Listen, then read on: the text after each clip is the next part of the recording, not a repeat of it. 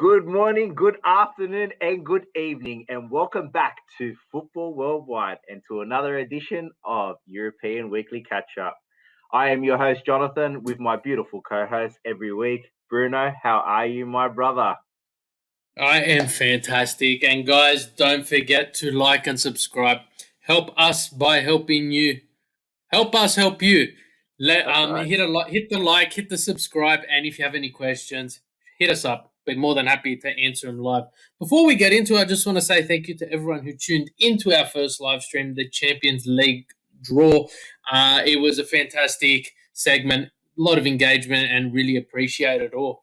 But let's get into it. Like you said, jam-packed show, a lot to get through.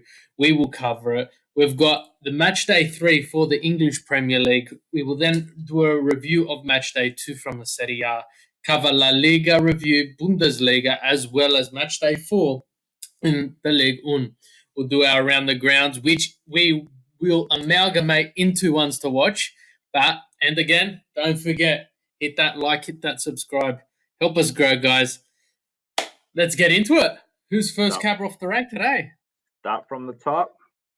The English Premier League, Bruno. Take it. Hey, we've got the Yes. fixtures up from the results of the weekend. What a jam-packed one it was.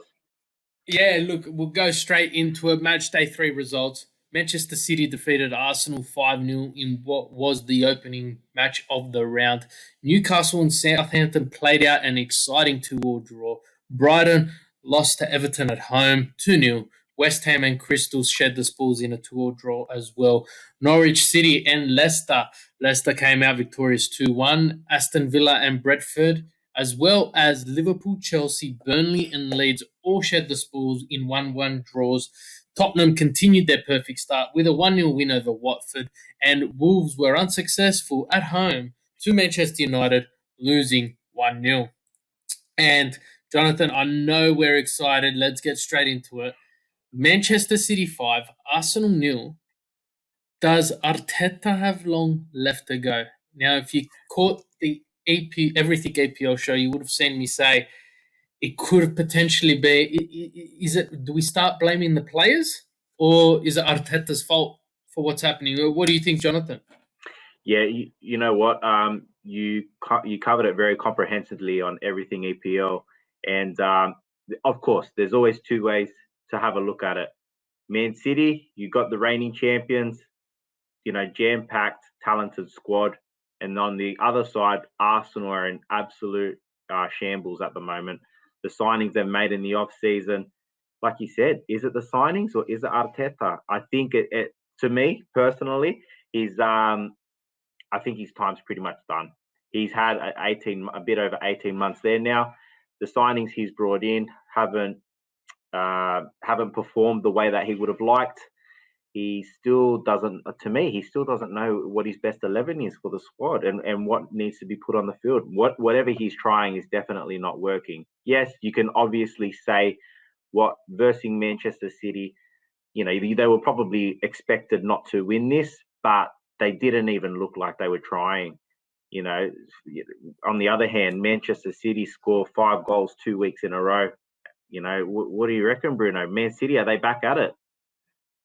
Yeah, look, they were looking for their number 9. They never signed Harry Kane. They had Ronaldo on the cusp, and we all know what happened there. He's now officially a Manchester United player. Do they need the number 9? They've reformed the way Gabriel Jesus plays. So, yeah, 10 goals in 2 games. It's a really massive feat in their books. But I think we've said what we've had to say in regards to Manchester City. We've covered the Arsenal fiasco 2 weeks in a row. So we'll move on to Liverpool and Chelsea, who shared the spoils in a 1-1 draw.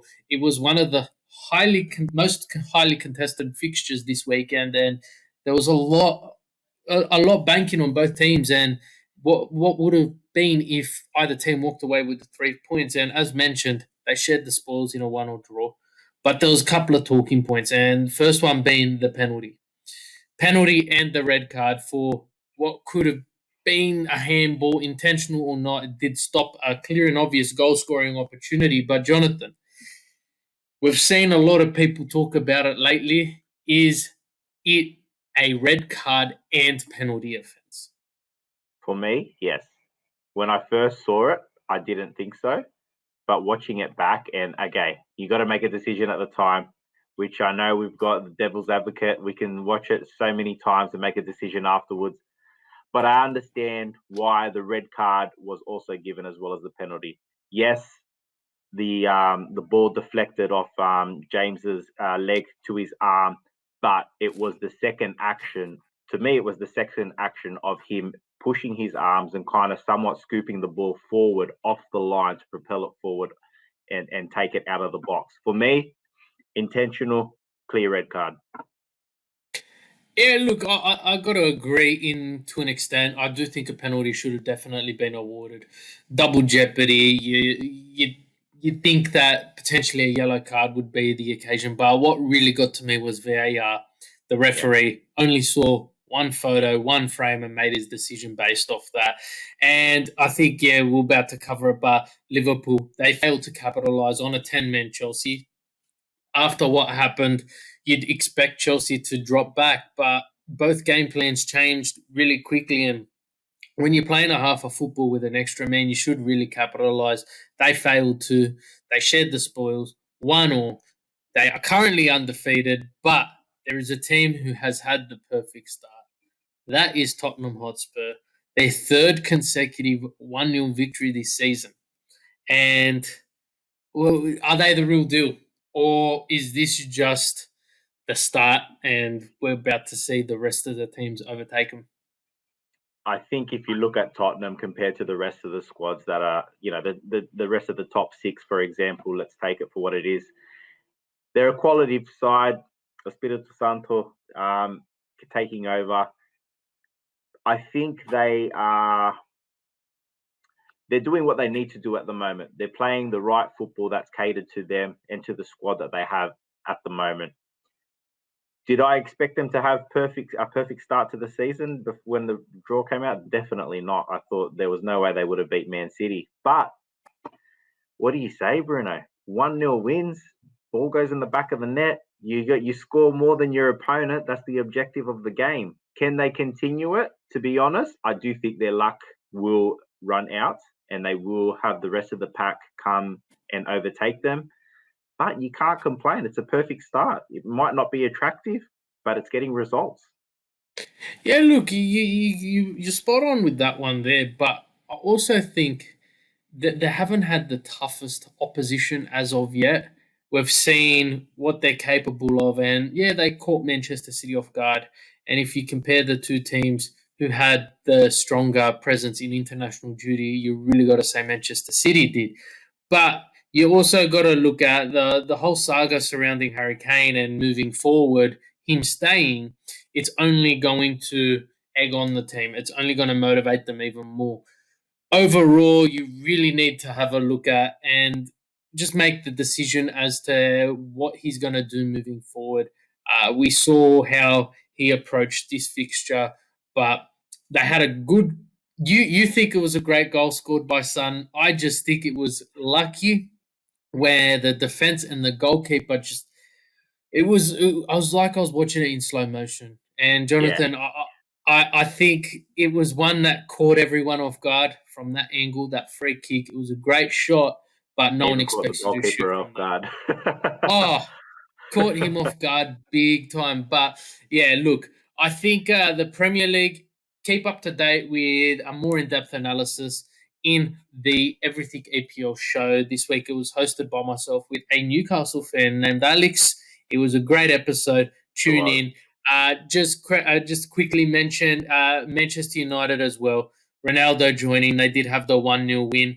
But let's see what type of beast comes out when they face Newcastle in match day 4.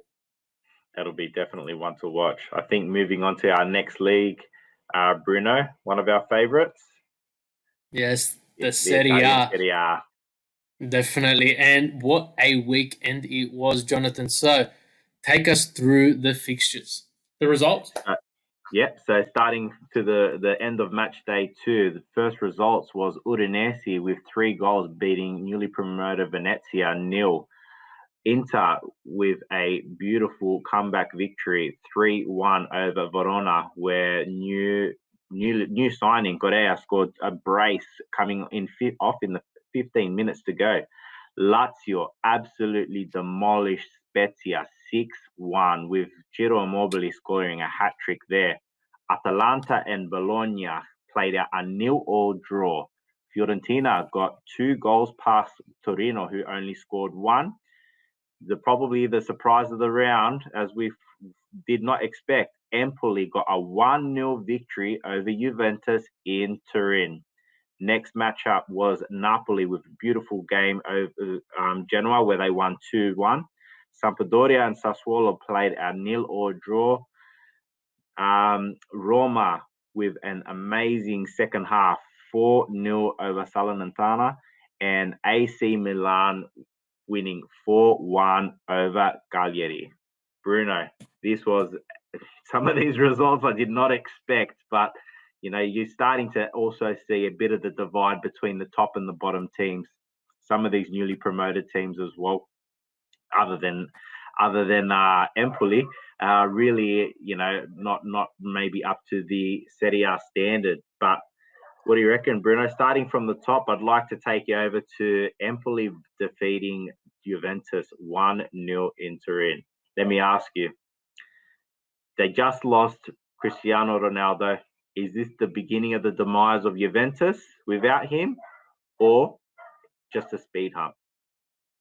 Look, I think it's a bit of both. I honestly think that Juventus have really struggled with Cristiano Ronaldo, and it's not because he's a bad player.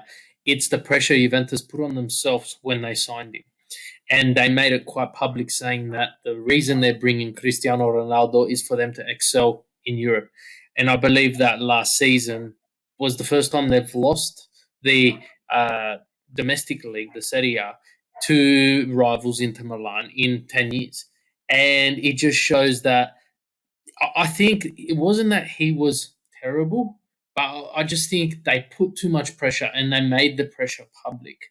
It wasn't like they turned around and was like, oh, well, he'll help us. No, they brought him in for one reason.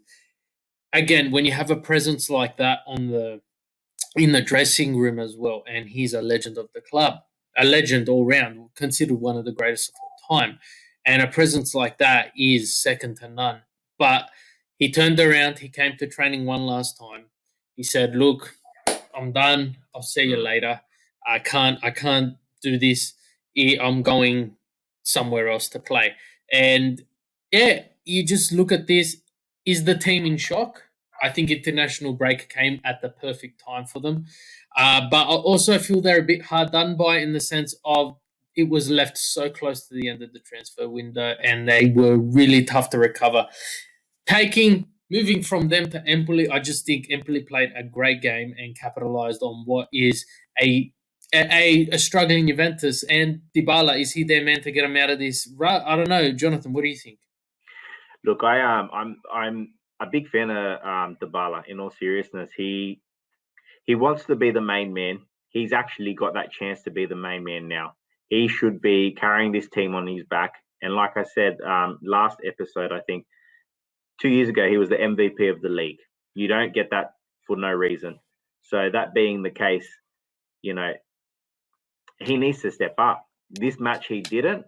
In saying that as well, Locatelli didn't start, came off the bench. He was one of their new signings, so he needs to be more involved in the game. McKennie didn't have a great game as well. So, but also Allegri, he's known to have a bit of a slow start at the beginning of his seasons, and you can obviously see he doesn't have that team where they need to be just yet. Him being such a great manager, he is, he'll definitely have Juventus bouncing back. Have no doubt about that. But this was definitely 1 point out of 2 games is definitely not where I saw Juventus. Yeah, definitely. And I think we'll revisit this conversation after match day 3 and see if there's any improvement. Like I said, international break will provide the wonder for him. It'll be phenomenal how much that break can do for him. We'll move on. AC Milan. They played out a goalless first half against Cagliari, where then the scores ended up being... Oh, no, sorry. It was 4-1 at halftime. Yeah. 5 goals scored in the first half, And look, I think the main talking point from this isn't that they scored 4 goals against Cagliari, because it's sort of expected. Cagliari is slipping back slowly, but it was the fashion they did it in, and the signing in Olivier Giroud was phenomenal, where he scored 2 goals and opened his AC Milan account. But from one of their oldest players to one of their younger, Sandro Tonali. Oh, Jonathan, talk to me. mate, that free kick, I didn't know he had that in his repertoire. Obviously using losing Chanaloglu to into what they did. He was their go-to for free kicks and so forth. But what a beautiful strike, Tonali! Just outside the box, beautiful, just in the top left corner, mate. Just an amazing goal. Little bit of controversy from if you wanted to check it back on the Serie A roundtable. Apparently, there was a technical rule which I was not aware of, which I was informed of thanks to Ricardo and Armando. But go check that for further details in regards to that. But yeah, no, they played well. They played very well. Pioli has his team firing quite well.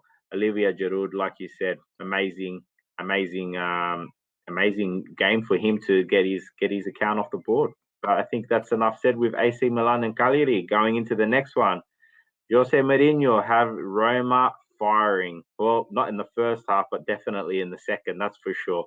It was a 0-0 at half time, this one, Bruno. But geez, they came back strong in the second half. Roma 4-0 winners, defeating Salernitana, newly promoted side. Tammy Abraham scoring his first goal for Roma.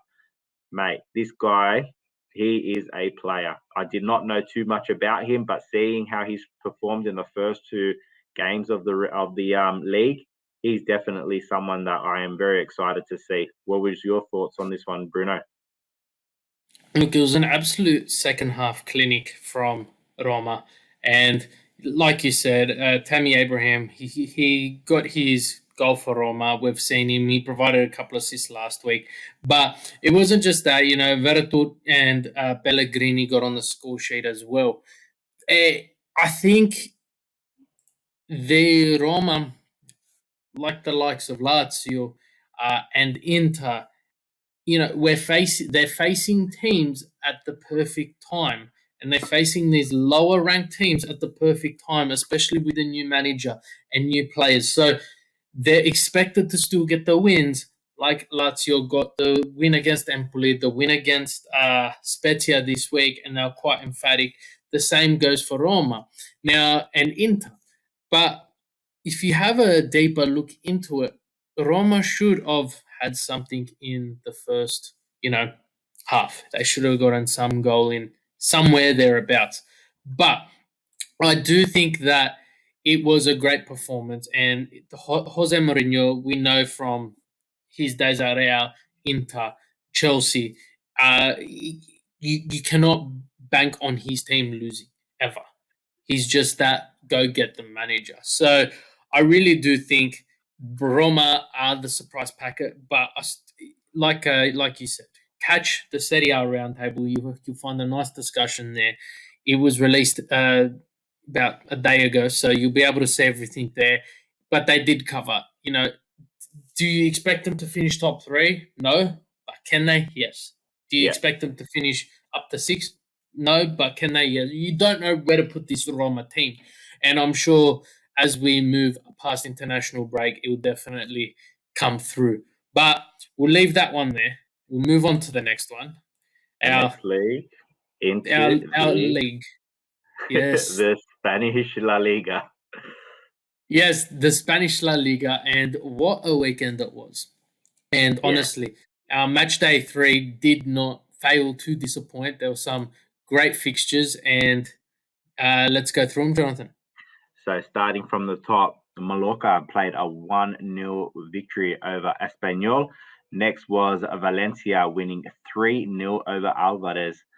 Athletic Club beating Celta Vigo 1-0.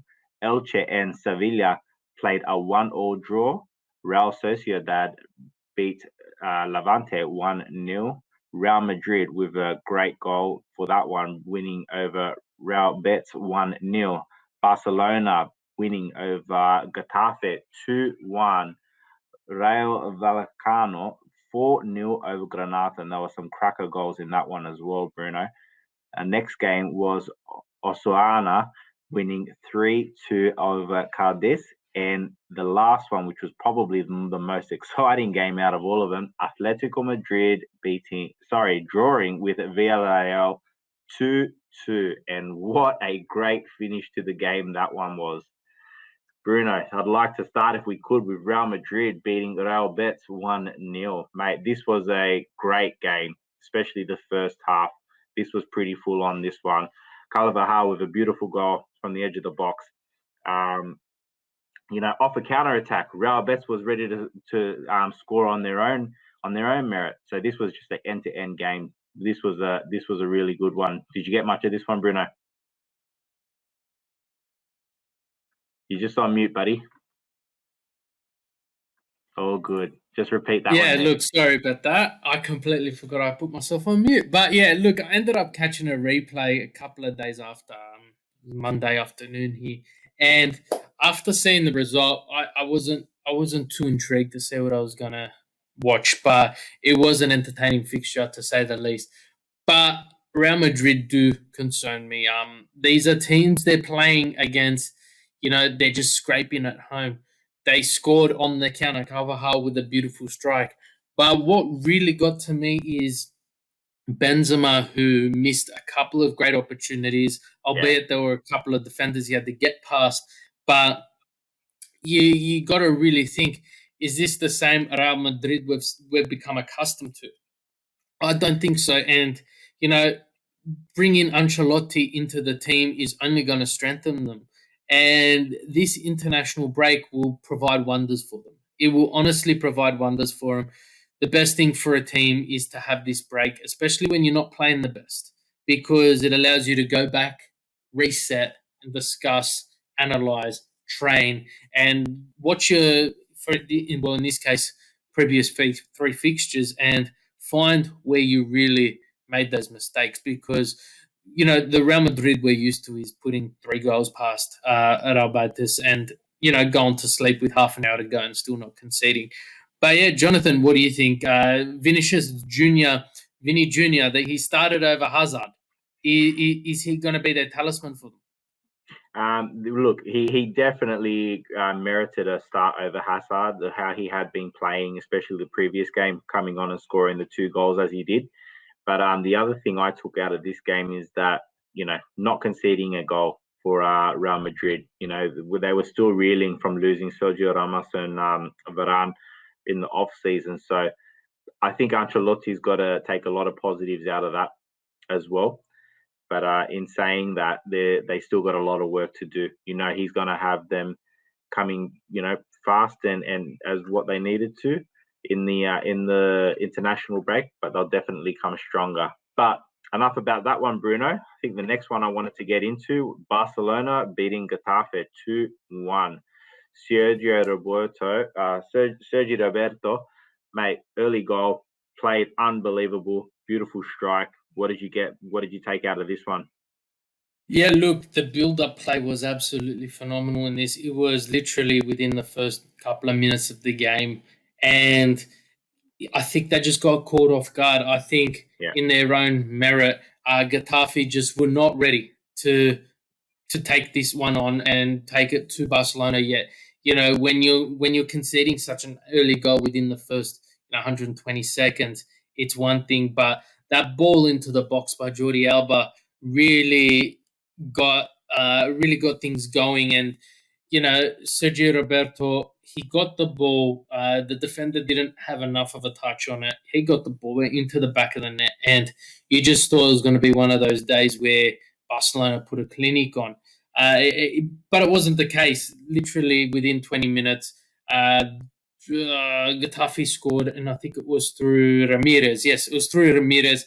But Memphis Depay, he's come across from Lyon, and he has just been playing absolutely phenomenal for Barcelona. And we're talking about, post-Messi era and post-Ronaldo era for some of these clubs. And I just think Barcelona's really picked it up and moved on. And they've grabbed it and they've grasped this opportunity to grow. And I think the best is yet to come when it comes to Barcelona. Is there anything you want to add, Jonathan? No, I think that we pretty much covered it all there. Again, Memphis Depay, what a great signing he's been. There's some rumors going around. I don't know if we should bring this up or not. But anyway, all I know is that Barcelona are looking to make another splash in the transfer market. Being by the time this will come out, it'll pretty much be almost the end of the deadline. So there might be a bit of a surprise there. And if there is, don't worry, we're definitely going to be covering it on our socials. So be sure to check that out. So, but yeah, going into what I thought was one of the most unusual finishes to a game I've ever seen, Bruno. Atletico Madrid and Villarreal 2-2 draw. Luis Suarez finally opens his account with the season. Well-placed bottom goal in the bottom right-hand corner. Mate, this game had it all. This was a game that you could not take your eyes off, not for a second, because this one was just unbelievable. Mate, what did you think of this one, Bruno? Yeah, look, Villarreal, they opened the scoring at 1-0, and let me tell you, they did not deserve to have a goal. It's simple as that. Atletico were all over them, and actually, I didn't choose to wake up. My kids woke me up, and I actually ended up watching this from start to finish. But yeah, it was just after half time, and before the Villarreal fans could actually stop celebrating, Suarez gets his goal. The game started to even after Suarez's goal. And when Villarreal scored their second on the counter attack, you just thought it was game, set, and match. But Atletico kept pushing, and I thought potentially Correa was going to come through and show some of his magic that he's shown in rounds 1 and 2. Wasn't to be. A spectacular own goal. It was a beautiful header. After watching the replay again, I just think you don't blame the defender in this instance. You got to blame the goalkeeper. I'm not sure what he was doing on the other side of the pitch, on the other side of the box, when the ball's in the middle, dead center, literally dead center of the goals. He headed it directly where the keeper should have been, and it was an easy, easy goal. But yeah, look, the pressure overpaid. I do think that it would have been a bit of a steal if Villarreal did walk away with all 3 points. But I think after that first goal, the tides really did start to even out, and 1 point each is pretty deserved. But we will leave that one there, and we will move on to one of the more interesting leagues this week, the German Bundesliga. There were some upsets, but there was some fantastic individual performances, which we will also mention. So, kicking off match day 3, we had Dortmund, who who hosted Hoffenheim, and it was a spectacular finish, 3-2 win.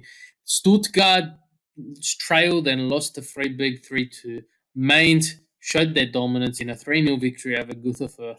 Home defeated Bochum 2-1. Arminia and Frankfurt shared the spoils with a 1-1 draw. Augsburg, Leverkusen, fantastic fixture if you watch it for the neutral. 4-1 win for Leverkusen. Bayern Munich they're starting to pick up that momentum, and a 5-0 win over Hertha Berlin. Union Berlin stunned Mönchengladbach 2-1, and Wolfsburg, continuing their perfect start to the season, pulled out a 1-0 win over RB Leipzig. Jonathan, let's get straight into it. I mentioned the Leverkusen Augsburg fixture being one of the most entertaining fixtures, although it looks extremely one-sided. But tell me what happened in the first 14 minutes. Augsburg, mate, first time I've ever seen this, but scoring 2 own goals in the first 14 minutes. This is just something I did not know actually existed until I saw the stats on this one. But mate, they were in absolute shambles before this game. They haven't actually scored a goal, but they definitely put 2 in their own net before they actually scored one themselves. That was for sure. But mate, this was a crazy game. This was just non-stop. Although they did go 2-0 down on their own merit, that was when they did score their first one. So it was 2-1 at that point. But Bruno, great ending to this one as well. Did you get the end of this one? Yeah, look, it was pretty intense. And Patrick Schick, he doesn't know how to score normal goals. That's for sure. And Leverkusen, after 2 fixtures, they've had the 2 wins and the 1 draw. They're still undefeated in the league. They've only conceded 2 goals, and they're just showing some dominance after 3 fixtures. I predicted Leverkusen were going to make their way back into Europe this year. It was either Leverkusen or Mönchengladbach, and I just think with this current form, Leverkusen are just going to motor through and show why they deserve to have that position. Borussia Dortmund, it was a game you'd expect Dortmund to walk in the park and win. Simple as that. It was you'd expect, yeah, okay, they're playing Hoffenheim, but at the same time, this is a walk in the park for Dortmund. And you know what? We at the end of regulation time, Dortmund were winning 2-1, only for De Boer to score a 90th minute goal and then Haaland to counter and virtually score with in extra time. So it was a fantastic fixture. But what I really liked here is Dortmund's adaptation, where they actually utilized Haaland with not to score but to attract defenders. We know what type of goal scoring machine he is, but he was attracting defenders and opening the doors for Reina and Bellingham to get their score sheet off the mark. But Jonathan, you know, are they dealing with the loss of Sancho in the offseason? Is it something they're starting to recover from? Well, this one was my one to watch that I had mentioned last week because I thought this was going to be entertaining, and entertaining it was. You're starting to, I think you hit the nail on the head there, Bruno. With I actually do believe that Dortmund are starting to learn how to play and how to counter with Sancho now being out of the team. The way that Haaland, don't think I could have said it any better myself. The way that Haaland is now taking defenders away from the play. Marco Reus again through the middle, playing and linking those link-up plays between the rest of the team. This was a great performance. And then Mr. Clutch himself, Haaland, in the 91st minute, I think it was, when he scored that winner, top corner, pretty much had no room to get that ball, had no right to get it in the back of the net, but literally just lifts it over the keeper into the top. So it was a beautiful goal and one that you definitely expect him to actually score. But Hoffenheim, mate, what a great performance. Definitely, they deserved every part of it. They probably this game probably deserved to end up in a draw. To be honest, they actually made a real good account of themselves, and yeah, I was really impressed with this one. But enough on them.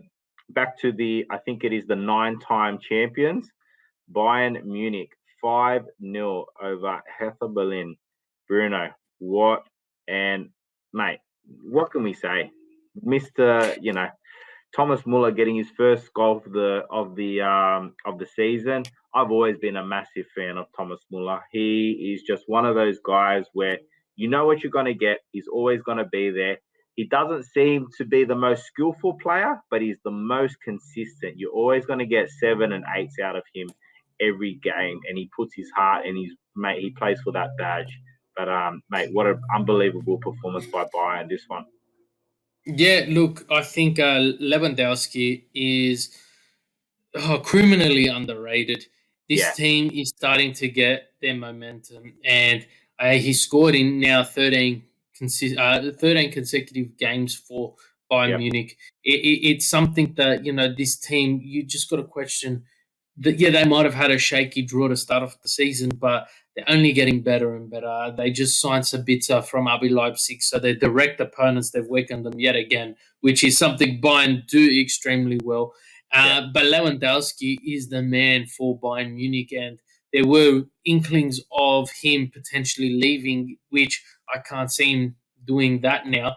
But, when you've got a player who can score as consistently and as frequently and prolifically as what he does, it's something that, you can't move past. And I'm amazed he's yet to win a Ballon d'Or, just because of his, I feel really bad for a lot of the players who have lived in this Messi, Ronaldo-dominated era, but I do think that Lewandowski is one of the most underrated not underrated, but one of the players who go under the radar a fair bit, and you don't really mention his name unless you're talking German Bundesliga. Look, Which, just before you go on to the next one, I just wanted to mention, Lewandowski, exactly as you said, mate. He's got to be one of the most.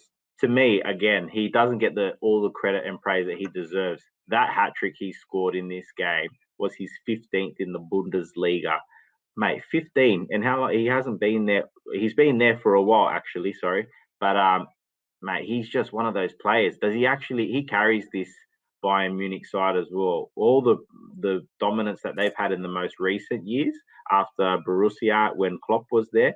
And remember, he was there as well when Klopp was there. So he was definitely a player that definitely knows how to put the ball in the back of the net. But sorry to cut you off for that one, Bruno.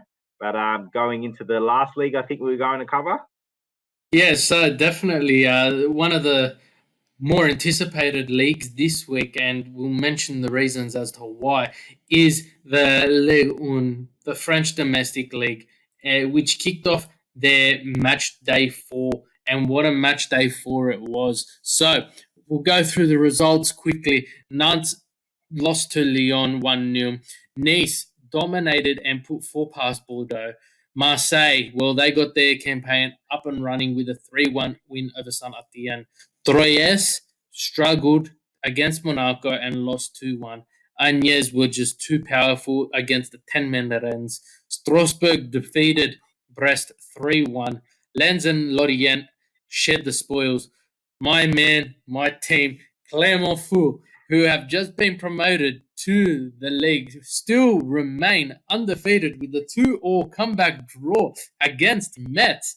And Lille got their campaign up and running with their first win of the season against Montpellier with a 2-1 victory. And the Reims struggled against the Mbappe-run PSG, losing 2-0. So there is a lot to cover with this league. We will start with Monaco, which we won't spend too much time on, but they have just been knocked out of the Champions League.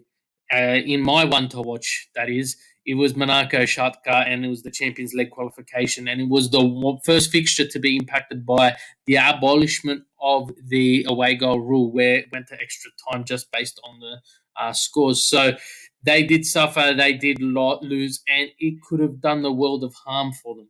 But they seem to have bounced back, and Diop got his brace. Is there anything else you want to add to that, Jonathan? Because I think No, there's not much more to say.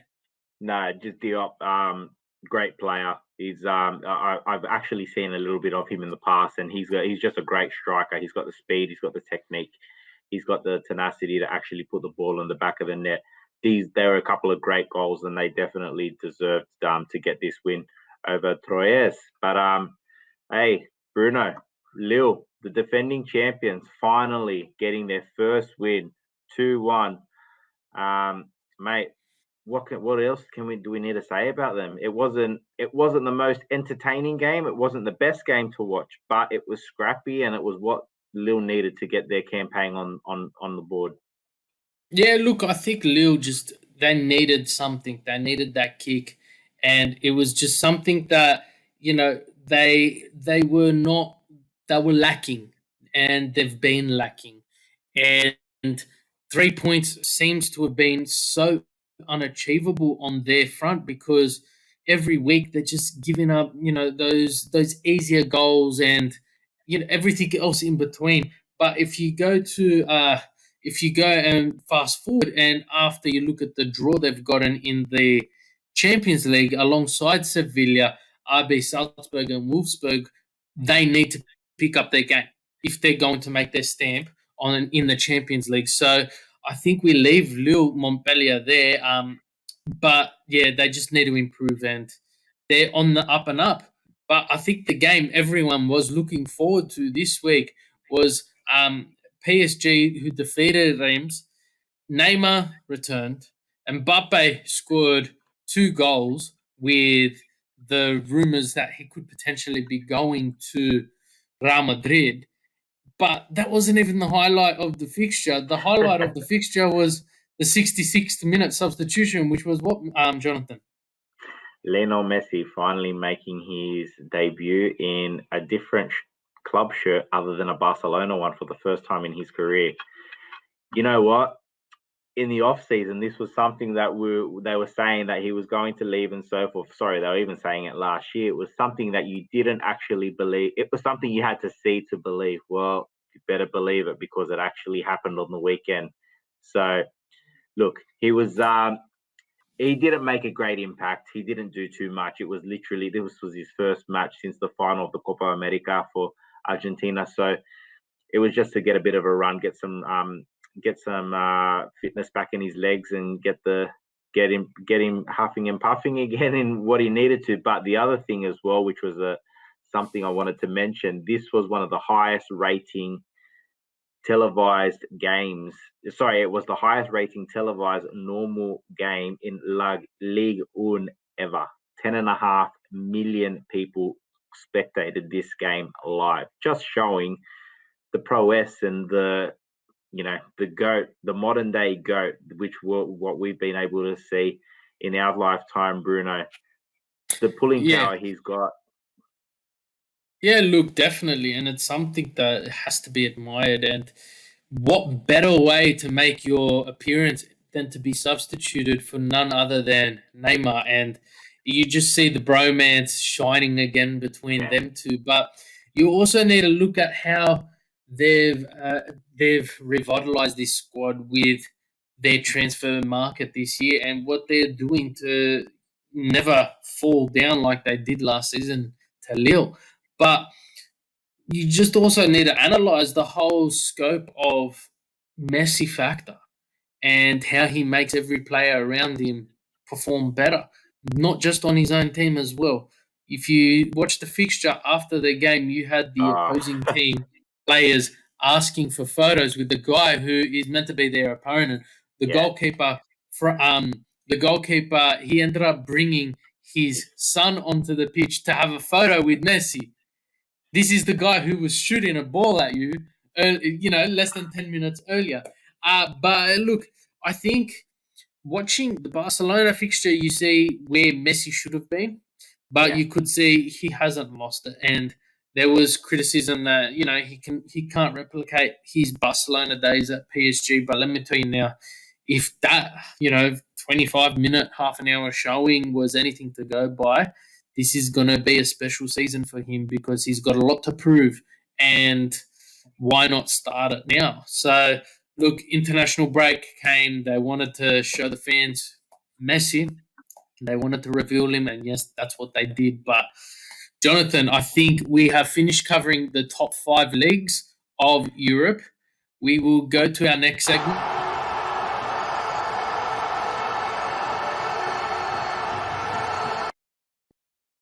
Around the grounds. So, look, generally with around the grounds and ones to watch, we will pick our fixture and tell you what to talk about.